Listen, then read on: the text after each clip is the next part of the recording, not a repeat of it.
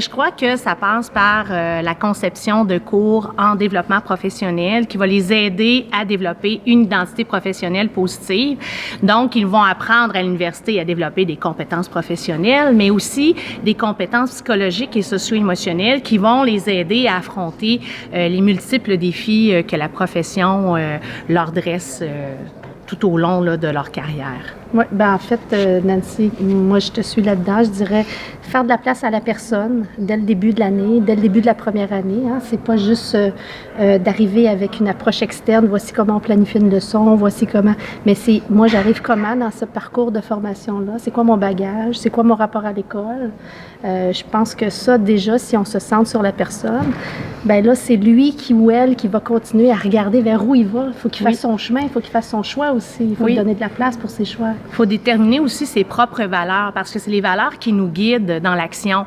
Donc, connaissant nos valeurs, souvent, on est capable de conjuguer avec les difficultés qui peuvent se présenter quand on arrive dans le milieu de travail, puis qu'on est des fois vraiment remise en question par rapport à certaines situations. Oui. Puis sur la question des choix, moi, je renchérirais. Les programmes de formation initiale, je le disais en conférence ce matin, sont mur à mur en crédit obligatoire. Si on veut que les gens aient de la place pour faire des choix, pour se responsabiliser vis-à-vis de leur développement professionnel, bien, il faut leur donner des espaces de choix dans la formation initiale. Il faut leur donner de la place où ils se disent où est-ce que je m'en vais puis qu'est-ce que j'ai envie d'apprendre. En ce moment, bien, il y a une réflexion à faire, en tout cas assurément dans nos programmes. Oui.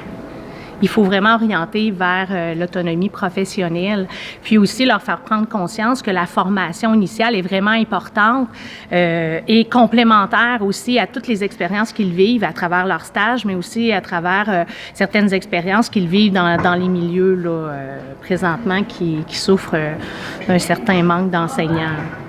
Puis peut-être que j'ajouterais, bien, il faut être conscient qu'en formation initiale, les étudiants, ils sont aussi présents dans les milieux scolaires. Le stage est une partie importante de leur parcours.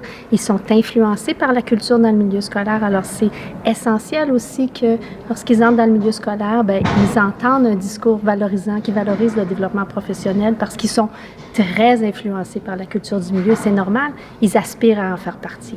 Puis l'université bien, contribue justement au développement de connaissances issues de la recherche qu'ils vont pouvoir apprendre, mais aussi être capables de se servir de ces connaissances-là lorsqu'ils vont être dans un milieu de pratique. Donc, c'est vraiment important qu'on y aille dans un rapport de bidirection.